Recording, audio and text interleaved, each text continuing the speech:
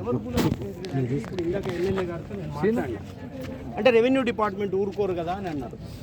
Revenue department head collector గారు నిజంగానే ఈ టౌన్లో ఇట్లా జరుగుతున్నదని పరిశీలిస్తే కలెక్టర్ గారు ఏం చేసి ఉండవచ్చు, ఇక్కడ విజిట్ చేసి దీని మీద విచారణ జరిపి ఎవరు అర్హత లేని ఉన్నారో అర్హత కలిగిన వాళ్ళకి ఎవరికి లేదో దాన్ని తేల్చి ఇవ్వచ్చు.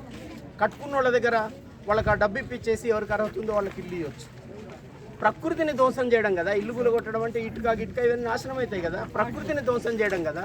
ఇది సరైనటువంటి చర్య కాదు ఎవరు చేసినా కూడా. అదే టైంలో ఎవరికి అర్హత ఉందో వాళ్ళే ఆ ఇండ్లలో ఉండాలనే విధానం కూడా తీసుకొని దాన్ని రుజువు చేసి పెట్టవచ్చు. ఇది ఆలోచించాల్సిన అవసరం ఉంది. ఈ దిశగా సరైన చర్యలు తీసుకోలేదు కలెక్టర్ గారని మేము చాలా ఖచ్చితంగా విమర్శ పెడుతున్నాం కలెక్టర్ గారిని. డిస్ట్రిక్ట్ హెడ్గా కలెక్టర్ గారు దీనికి జవాబు చెప్పాల్సి ఉన్నది. అట్లాగే రాజకీయ పార్టీలు కూడా దీనికి బాధ్యత వహించాలి. ఎందుకంటే ఏ పార్టీ అధికారంలో ఉంటే ఆ పార్టీలకు మారిపోతున్నారు దళారీలు అందరూ, పర్యవకారులు అందరూ మారిపోయి మోసాలు చేస్తున్నారు. రాజకీయ పార్టీలు సత్యవంతులతో ఉంటాయా అనే ప్రశ్న కూడా మేము అడుగుతున్నాం. పాతకాలపు రాజకీయ నాయకులు సేవ చేసేవాళ్ళు, ఈ కాలపు రాజకీయ నాయకులు విధ్వంసం చేస్తున్నారు. ఇది మనకు కనబడుతుంది.